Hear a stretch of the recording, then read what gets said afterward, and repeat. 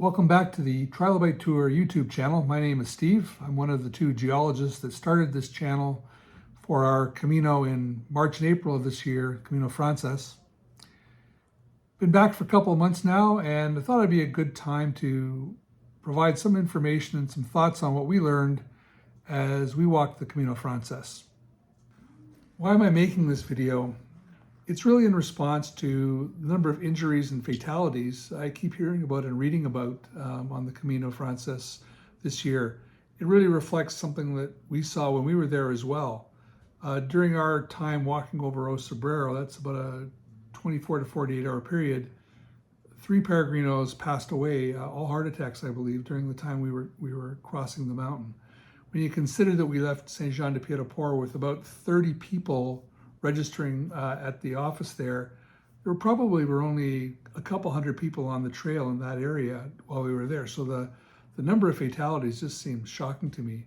And since then, I keep reading about other people getting injured or passing away in places like Alto Aro near Zubiri.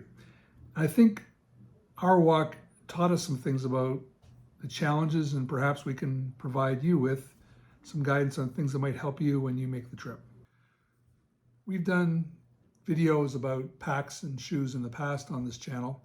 I'm not going to go into detail, but I do want to sort of report back on what happened on the Camino on some of our equipment. So let's start with shoes. I tried out a lot of different pairs of shoes before I walked, and I ended up deciding on 2 pairs to consider seriously. One were the Hoka Challengers. The second was the Hoka Bondis. Now, I think you can see from what we show here, the Bondis are incredibly wide. They have an incredibly stable platform. They're really cushy. They're Cadillacs. They're lovely things to walk in. I wear them all the time. Whereas the Challenger is a little more structurally tight. It's a more narrow shoe, and it provides a less stable platform because of the width of the other shoe. But let's turn them over, and I think you're going to see a really important difference. So, Bondis have very big, flat surfaces on the bottom, where the Challengers have a nice nub structure here that actually will dig in on rocks and so forth. So for 90% of the Camino when you're walking on gravel or flat ground, these are fine. But for that 10 or 20% where you've got some challenges, no way.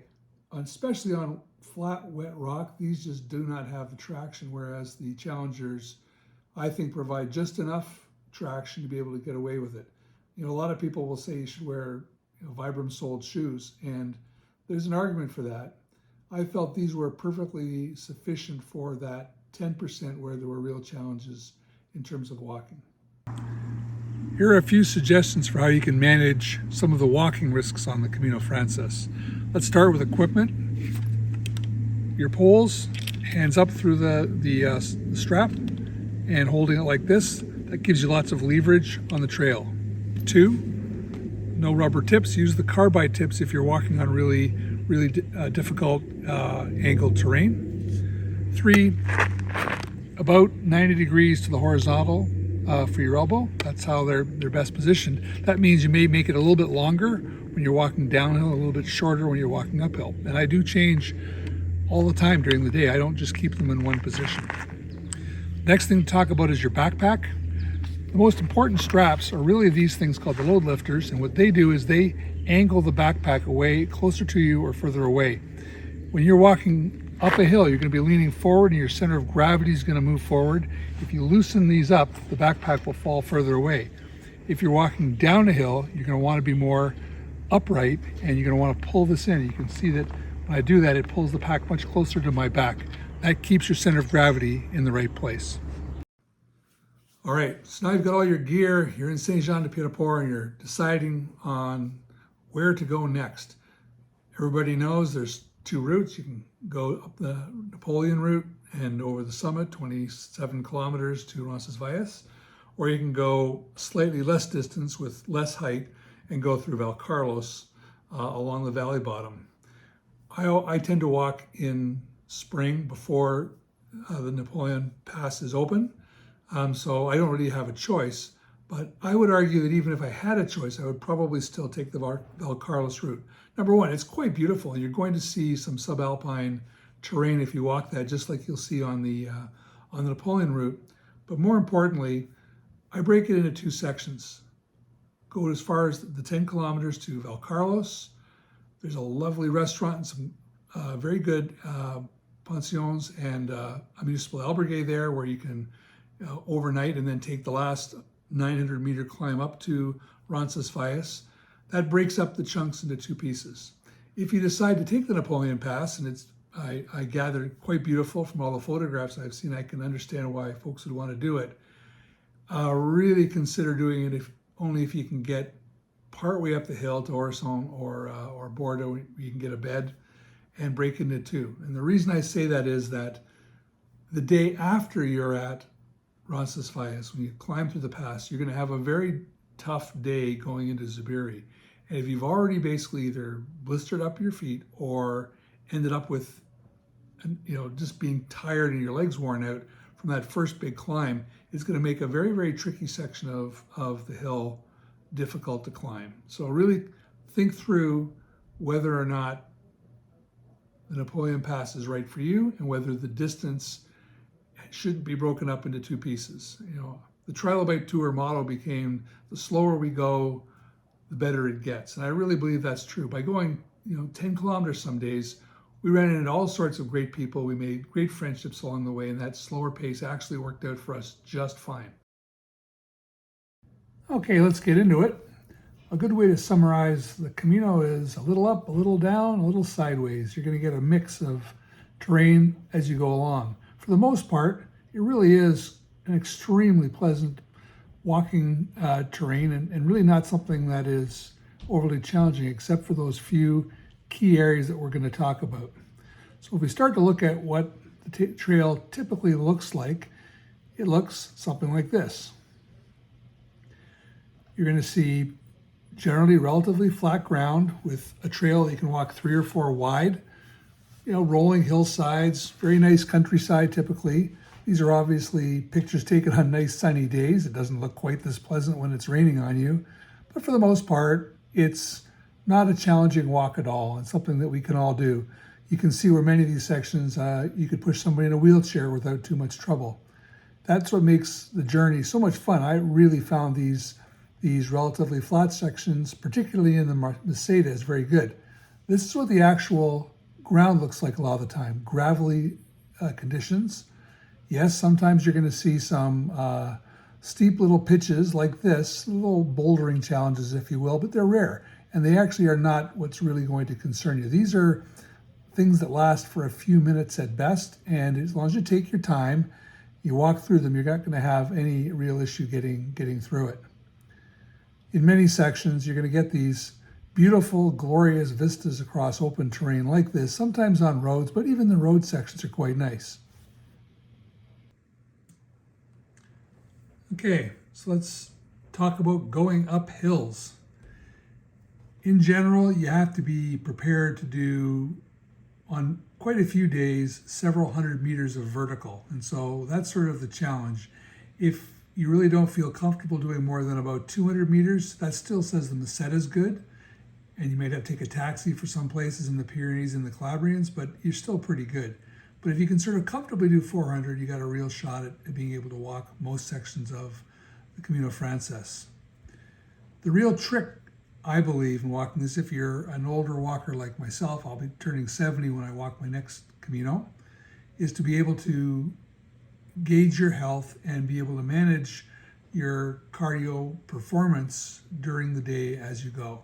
And so you're going to see here a typical image of one of the long, sort of 2-kilometer long hills that you'll see along the way. I've slowed it down a bit so you can just get a sense about what the terrain would look like. And these are really not difficult hills, but you're going up, in this case, about 150, 200 meters. So how do I deal with that as a person with a heart stent? Well, I would not go out on the Camino without a smartwatch. I wear it every day. I watch it religiously. I record my data, and as you'll see from the little heart rate graph at the bottom there, I make very, very sure that my heart rate doesn't go over about 120 or 130 beats per minute. and that number is set by my conversation with my doctor. By doing that, I basically can take out the risk of pretty much any hill on the Camino, and I was able to do that on our last Camino without any trouble at all. I know these are expensive, but I believe they are really valuable, and they can extend our ability to walk on these long through walks quite a bit, simply by giving us knowledge as to what our physical condition is at any given time. So let's look at some sort of typical little trails. This is a typical little challenge you'd see along the way. It's maybe only 100 meters long. It's a bit rocky, you need your poles. But again, it's not so long that it's a big challenge. A lot of times you'll see these dry uphill routes that are relatively good terrain and really not a problem to deal with. Of course, it doesn't always stay sunny on the Camino, and when those bad weather days happen, even the most smooth of road like this one can become really slippery, slidey messes, and that's just part of the challenge of doing a Camino.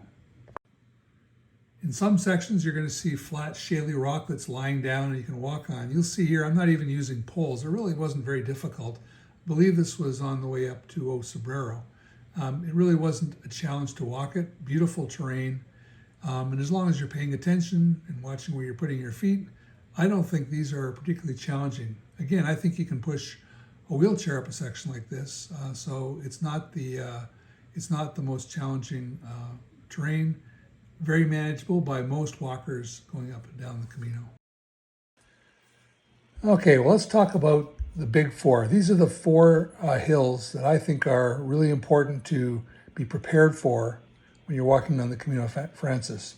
The first is Alto Arroyo. This is the big downhill that you hit right before the town of Zubiri. The second is the backside of, or the south side of Alto del Perdón. The third is the backside at Cruz de Ferro when you're heading back down towards El Acebo. And finally, there's the long uphill grade and the day after, or the hills after O Sobrero. So our first challenge is Alto Arroyo. This is the 3-kilometer section of trail that leads down to the town of Zubiri from the top of the mountain called Alto Arroyo. This section is particularly tricky because of the nature of the rock formations that form the trail.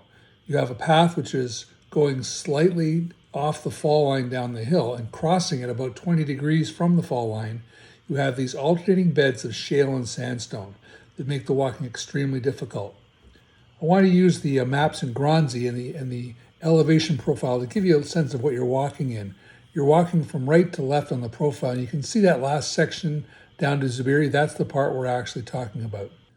Here we see someone walking up the trail, and you can see these alternating beds of sandstone and shale that are vertically oriented, and they cross the trail at a diagonal. This isn't actually very difficult, this part going uphill, because you're looking at your feet and you can see it. It's when you go downhill that the problem really occurs. And you can see just by how this person is walking the difficulty. You're trying to walk down a very narrow band of rock with ridges on either side. So let's take a closer look at what this actually looks like. You can see that either the person is putting their feet in a line like you're walking a balance beam, not a good thing, or you're putting feet on this side ridge, which creates great opportunity to cause a twisting injury. And again, this is happening while you're traveling at a diagonal to the fall line of the hill, a very unusual set of conditions. Now here's a second person coming to the end of this particular section. They've had to step off into this gully filled with wet, slippery, flat rocks that now lie between the beds. You can see by the way they're shifting back and forth and their arms are above their head. It's clearly not very comfortable. So how do we deal with this? Well, I'm going to give you an example of how to walk down this section in this next piece of video. So let's talk about walking down a hill like Alto Arroyo. So this is a very scary little short slope that I think will demonstrate the point. Most people when they walk downhill tend to walk with their knees fairly locked. And they do that because it takes pressure off your front leg muscles, which are going to be sore from walking downhill. When you do that, you increase the chances that you simply have your center of gravity behind you and your feet come out from underneath you. We don't want that to happen for sure. So, just like a skier, you want to come down these steep hills with dragon's teeth and other conditions like that. You want to have an athletic stance. In other words, your knees are a little bit bent, your poles are out in front of you, and you're using them intentionally to hold some of your weight. You're trying to make sure that you have points of contact that mean if your foot slips, you're not going to be in trouble. So I'm going to try and demonstrate this without killing myself coming down this, I'd say about a 30-degree slope. All right? So here we go.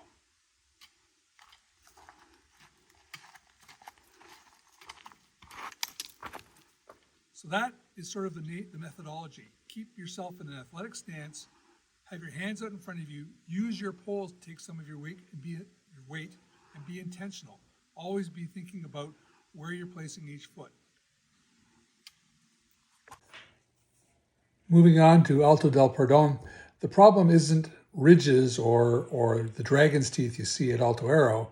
It's the presence of round diabolical boulders or stones that roll under your feet as you head down the hillside.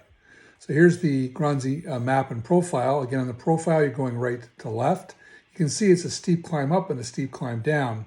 The real trick is that on the back side, when you're heading on the left-hand side of that profile, you're dealing with a slope covered in round cobbles that have been weathered out of conglomerate beds on the hillside. It's a very unusual condition. I've slowed down the video on the top of the hill so you can get a sense of what some of this looks like. Remember back to those narrow bands of jagged rock at Alto Arroyo. Very different thing here. You'll see there are stones on the surface. Well, those are actually weathered out of a conglomerate bed. And while there's a few of them on the surface, you'll see them basically impacting the soles of people's shoes as they walk through here. They're almost continuous on the back side. And so as you pass the Basque Monument on the south side of Alto del Perdón, you're going to see fields of these that you're walking on. And this makes it a real challenge because they tend to roll under your feet. No matter where you place your foot, pretty much, you're going to be on some of these round, rolly stones. That's a very different problem than one where it's structural ridges that you have to deal with.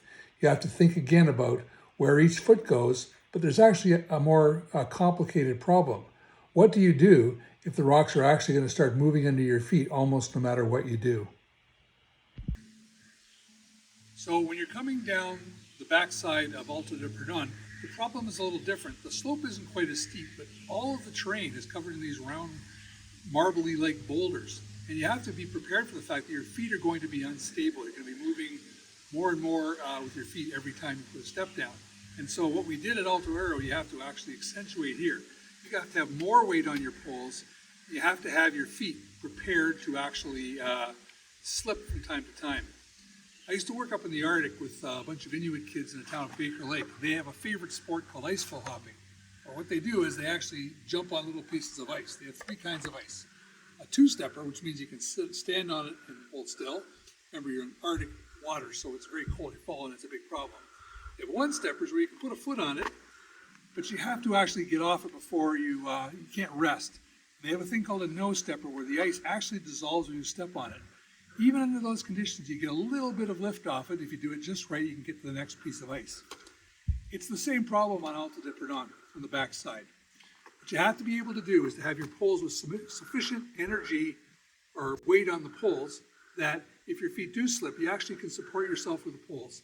So I practice, I do this at home before I leave, actually trying to make sure that I can walk with my poles, taking some of my weight. It's almost like a hopping motion. You're attempting to keep as much weight on the front as you can, staying in balance without letting your feet actually take up all of your body's weight. If you do that, and one of these marbles moves on you, which it will, you're protected and you have your weight on your poles. So challenge number 3 is the backside to Cruz de Ferro. So you've been up early, you've gone and seen the cross on the hilltop, and now you've walked down the backside. And it's really primarily downhill all the way to Malanesec at the bottom of the hill. Here's the Granzi map and profile. Again, you're walking right to left. You can see how long this stretch is, and if you look at the elevations on the right-hand side, you can see you're dropping about 600 or 700 meters. So it's a long, long downhill climb. That maybe the biggest challenge here for people will be just how tired your legs get walking downhill if you're unused to walking downhill. But it's a beautiful, simple trail. And let me show you some pictures of what it looked like. There are some little bouldering exercises on the way down for sure, but most of it is just a relatively significant drop in elevation with some beautiful views looking off into the valley.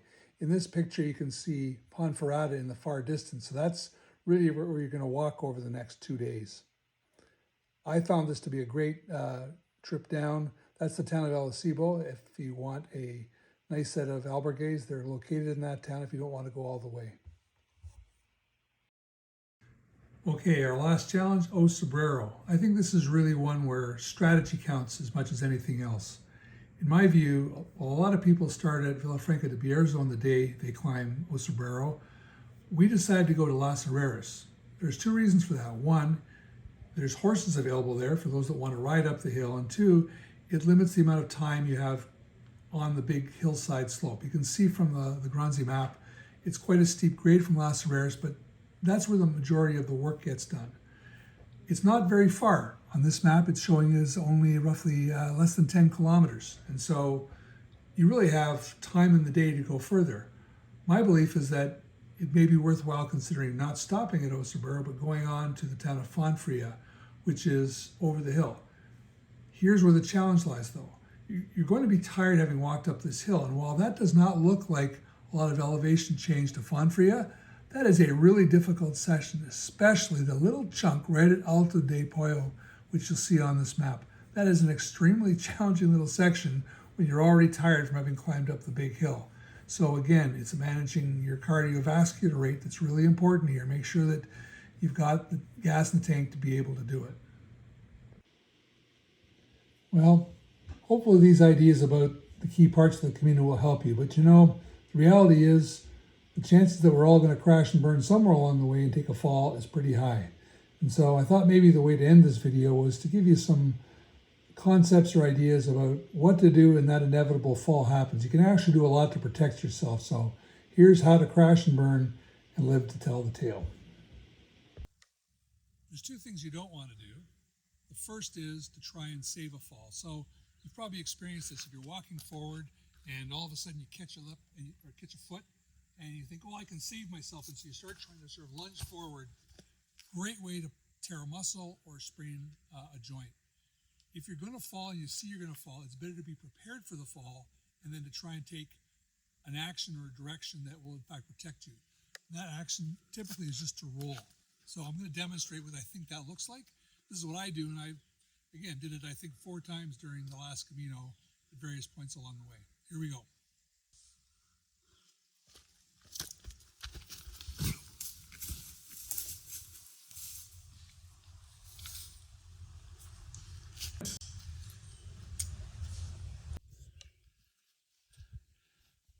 So look, at 70 years of age, I'm not sure one should be practicing that particular maneuver, but if you believe you're going to be taking falls, knowing how to do it is actually quite valuable. That didn't hurt. Because I have this giant airbag on my back, I landed on a big soft pile of clothing and it really wasn't a problem. Imagine if you're walking on a steep trail with rocks and you can use your backpack to protect you against those sharp edges. You're going to save a lot of injuries by having the knowledge of how to do that. So whether you practice it or not, just having in mind, if I'm going to fall, I'm going to do it in a controlled fashion. I'm going to try and do it with my backpack being my airbag to give me protection. Thanks everyone for watching, and buen camino.